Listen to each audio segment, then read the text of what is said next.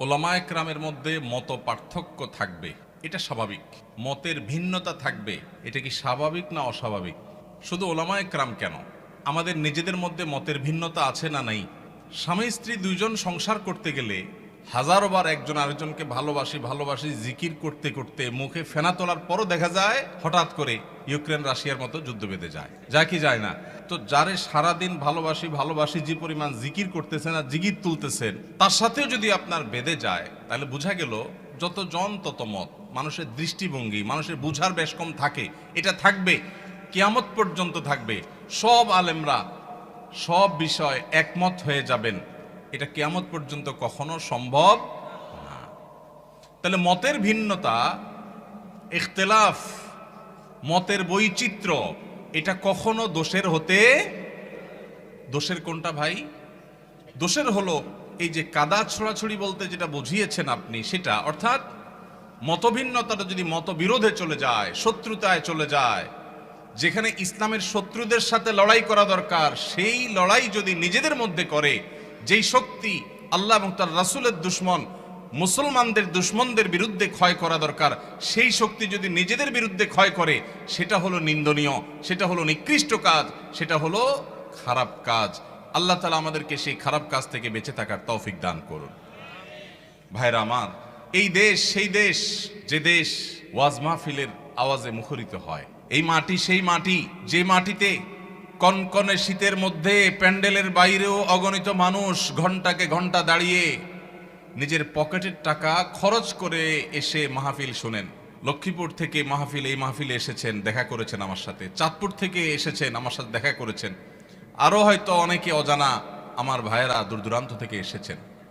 আপনাদেরকে কি এই ঢুলিপড়া ঐক্য পরিষদের ভাইয়েরা সবাইকে পদ ভাড়া দিছে?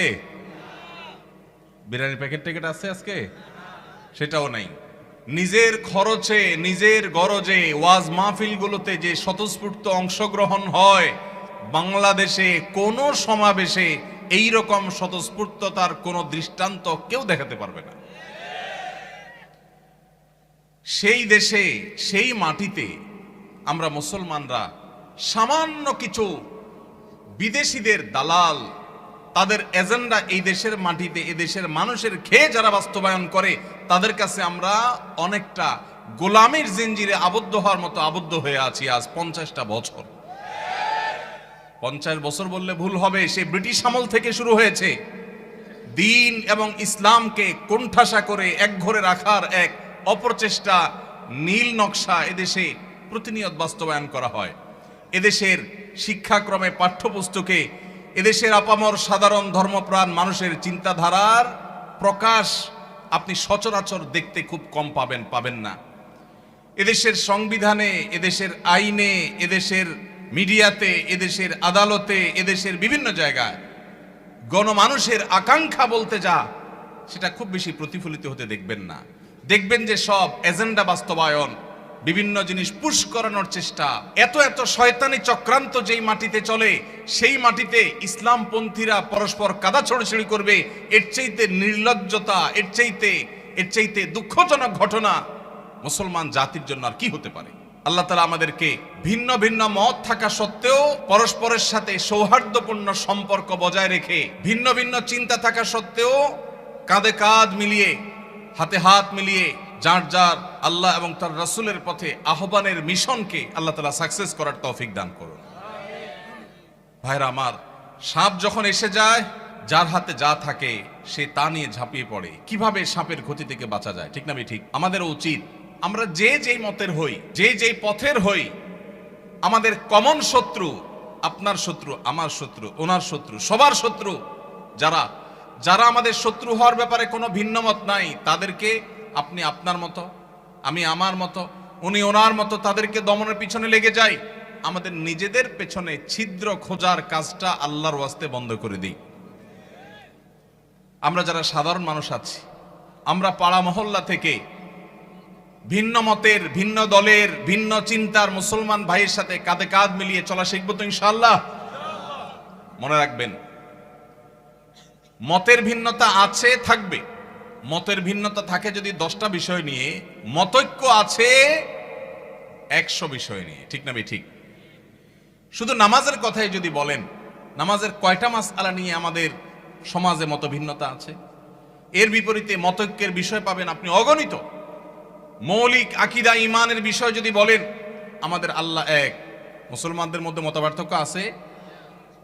অনেকে শুধু মতপার্থক্য দেখে সকাল বিকাল, সারাদিন শুধু দেখে যে হুজুরদের এত মতপার্থক্য। আমি কই, কত মতপার্থক্য? কি দেখেন আপনি এত? আমি তো দেখি না। নামাজ 5 ওয়াক্ত, এটা ইসলামের কি মেইন গুরুত্বপূর্ণ বিষয় না খুচরা বিষয়? সবচেয়ে গুরুত্বপূর্ণ বিষয়, তাই না? 5 ওয়াক্ত নামাজ 6 ওয়াক্ত না 4 ওয়াক্ত না, এই ব্যাপারে কোনো আলেমের, কোনো হুজুরের কোনো ভিন্নমত আছে?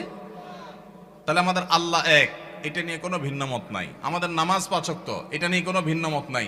ইসলামের রোকন 5টা, ভিন্নমত নাই। আমাদের হজ করতে হবে বাইতুল্লাহ গিয়া, অন্য কোথাও না, ভিন্নমত নাই। রমজান মাসে রোজা রাখতে হবে, ভিন্নমত নাই। বাবা মার সদাচরণ করতে হবে, ভিন্নমত নাই। আমাদের রাসূল এক, সেটা নিয়েও ভিন্নমত নাই। আমাদের মৌলিক যত জায়গা আছে, মেইন যত জায়গা আছে, তার সবগুলোতে আপনি দেখবেন কোনো ভিন্নমত নাই। শাখাগত বিষয়ে ভিন্নমত তো স্বামী স্ত্রীর মধ্যেও হয়, ভাই ভাইও হয়, বাপ ছেলেও হয়, পার্টনারেও হয়। তাহলে এই বিষয়ে আমাদের ভিন্নমত থাকবে, এটাই স্বাভাবিক। এই ভিন্নমত থাকা সত্ত্বেও আপনি এক পথে গেলে মনে করছেন ইসলামের লাভ হবে, আরেকজন মনে করছে আরেক পথে গেলে ইসলামের লাভ হবে, আমি মনে করছি আরেকটা পথে গেলে ইসলামের লাভ হবে। আমাদের নিজেদের মধ্যে কামড়াকামড়ির দরকার নাই।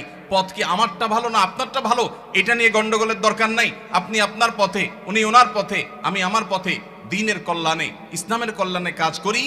পারলে আমার ভিন্ন মতের ভাই, তারও যেহেতু উদ্দেশ্য ভালো, তাকে সহযোগিতা করি। সেটুকু যদি কলিজায় না দেয়, অন্তত আল্লাহর হস্তে ঠেলাঠেলি খোঁচাখুচি বন্ধ করি।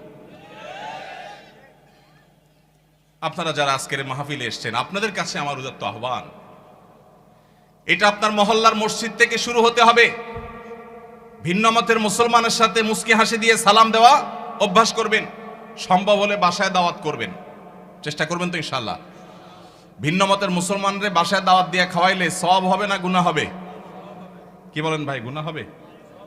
ভাই মদিনা শরীফ থেকে, মসজিদে নববীর সোহবতে থেকে, মদিনা ইসলামী বিশ্ববিদ্যালয় থেকে পড়াশোনা করে অনার্স মাস্টার্স করে আসছেন। সৌদি আরবে দায়ী ছিলেন, ঢাকা ইউনিভার্সিটিতে পড়াশোনা করেছেন, অনেক যোগ্য মানুষ। ভাই, অন্য মতের আহলে কেবলা, আহলে সুন্নাত জামাতের শামিল ভাইকে দাওয়াত দিয়ে খাওয়াইলে, এমনকি যদি অন্য মতেরও হয়, রাসূল আকরাম সাল্লাল্লাহু আলাইহি সাল্লাম যদি অমুসলমানকে খাওয়ান, তো আমরা ভিন্ন মতের মুসলমানরে খাওয়াইলে সওয়াব হবে না গুনাহ হবে? ভাইকে একমত? সওয়াব হবে তো? আলহামদুলিল্লাহ।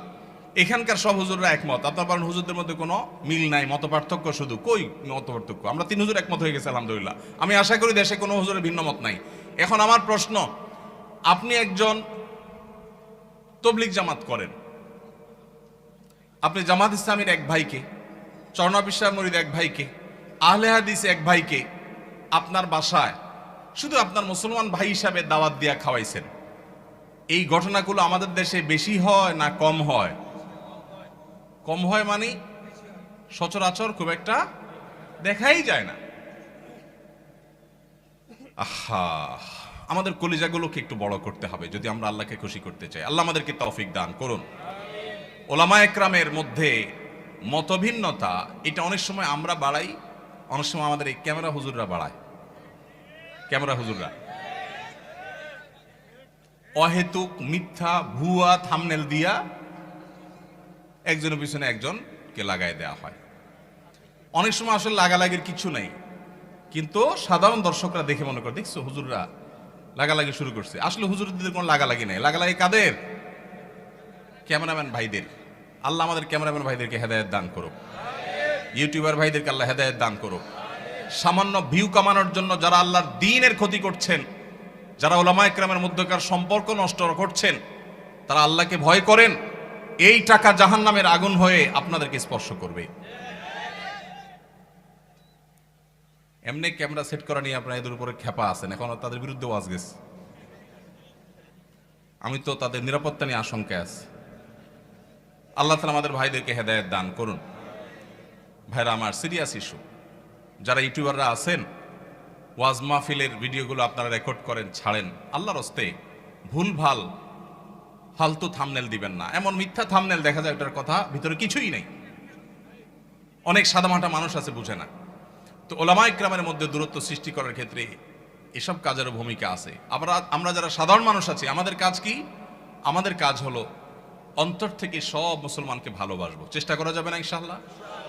আমি আমার কাজ করব, ভালোবাসবো সবাইকে। কাজ আমি যেটাকে সঠিক মনে করছি সেটাই করব, কিন্তু আমার ভালোবাসা হবে সব মুসলমানকে। ঠিক আছে না ইনশাআল্লাহ? সব আহলে কিবলাকে, সব আহলে সুন্নাহ ওয়াল জামাতকে। আল্লাহ তাআলা আমাদের সবার দিলগুলোকে বড় করার তৌফিক নসিব করুন। আলহামদুলিল্লাহ, ওলামায়ে কেরাম যুগের চ্যালেঞ্জ উপলব্ধি করতে সক্ষম হচ্ছেন। আমরা দেখতে পাচ্ছি চতুর্দিকে আলহামদুলিল্লাহ ভিন্ন ভিন্ন মতের ওলামায়ে কেরাম একই মঞ্চে আলোচনা করছেন, উঠছেন, দেখা সাক্ষাৎ হচ্ছে। এটা একটা ভালো ইন্ডিকেটর, এটা ভালো আলামত। আমরাও মহল্লা মহল্লায় চর্চা শুরু করব। আমি যেটা বলেছিলাম, ভিন্ন মতের ভাইকে দাওয়াত দিয়ে খাওয়াবেন, তার বাসায় যাবেন, তার প্রতি সহমর্মী হবেন, তার জন্য দোয়া করবেন, তার ছেলেমেয়ের জন্য দোয়া করবেন। এর মাধ্যমে নিজেদের মধ্যে সম্প্রীতি এবং সৌহার্দ্য বাড়বে। আল্লাহ আমাদেরকে তৌফিক দান করুন।